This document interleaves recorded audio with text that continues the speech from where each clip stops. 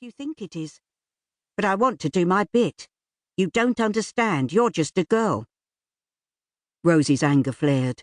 Just a girl? Who is it risking life and limb working in factories supplying munitions for the troops? Just girls. But where would the men be without them? It was a real risk too. Rose read the papers. There'd been an explosion in a factory a few months ago and workers had been killed. And the nurses too, she said, working at the front. Rose had wanted to train as a nurse, but like William, had been too young. She shivered again as a chill wind blew in from the sea. William removed his coat and wrapped it around her. I'd fight to my last breath to protect you, Ma, and the little ones, he said. She saw his cheeky grin and the twinkle in his cornflower blue eyes, and sighed. The light sea breeze ruffled his baby blonde hair. She loved him beyond measure. But why did he always have to make her angry one minute and have her laughing the next? Her heart melted a little. I know, she said, but I'm glad you don't have to. And you are doing your bit with the coastal patrols. Ma relies on you while Pa's away. You're the man of the house. I suppose, he said, resting his arm around her shoulders. Not the same, though, is it? They stood in silence, listening to the sound of the sea. She felt him take a breath. Big day tomorrow, he said. We'll both be 16 and old enough to leave home. Yes, but I can't see Ma agreeing to it, Rose said. She misses Pa and won't want us to leave too. Any idea what her plans are for tomorrow? William asked. I know she was hoping Pa would make it, but it doesn't look likely now. Their stepfather, Gabriel, was overseas fighting the war. She shivered. Let's go in, William said. You look like you could do with a hot drink. If we're lucky, there'll be some of Martha's cake left. Rose turned and walked into the hotel with him. Aunt Hope and Uncle Silas are driving up in the morning with Olivia and Sean, she said. It will be lovely to see them again.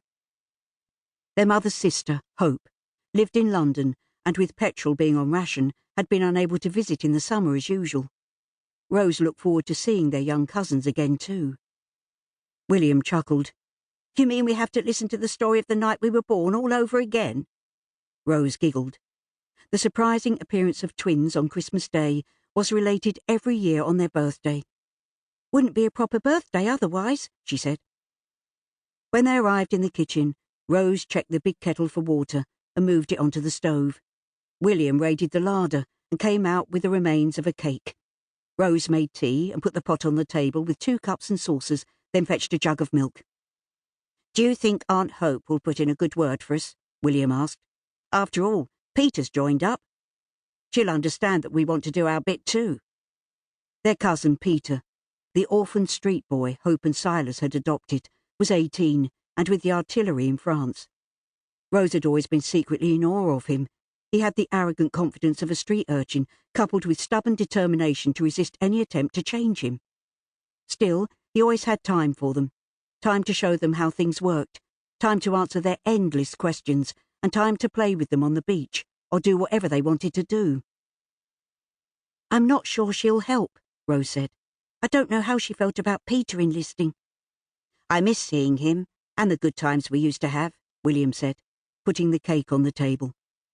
Rose poured the tea. I miss him too, she sighed. I don't expect he's having much fun where he is.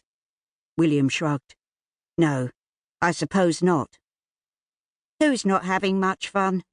Their mother Violet asked as she walked into the kitchen.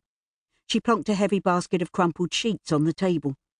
Rose noticed the weary look on her face and the worry shadowing her usually bright eyes, and felt a stab of guilt for not coming in earlier to help.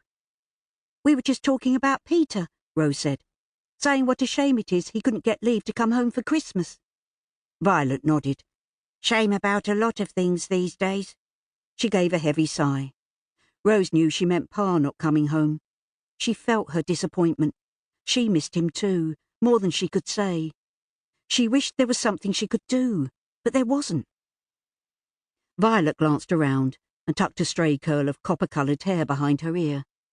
Our guests will be here tomorrow. We've still got a lot to do before then. She looked at William, her brow furrowed.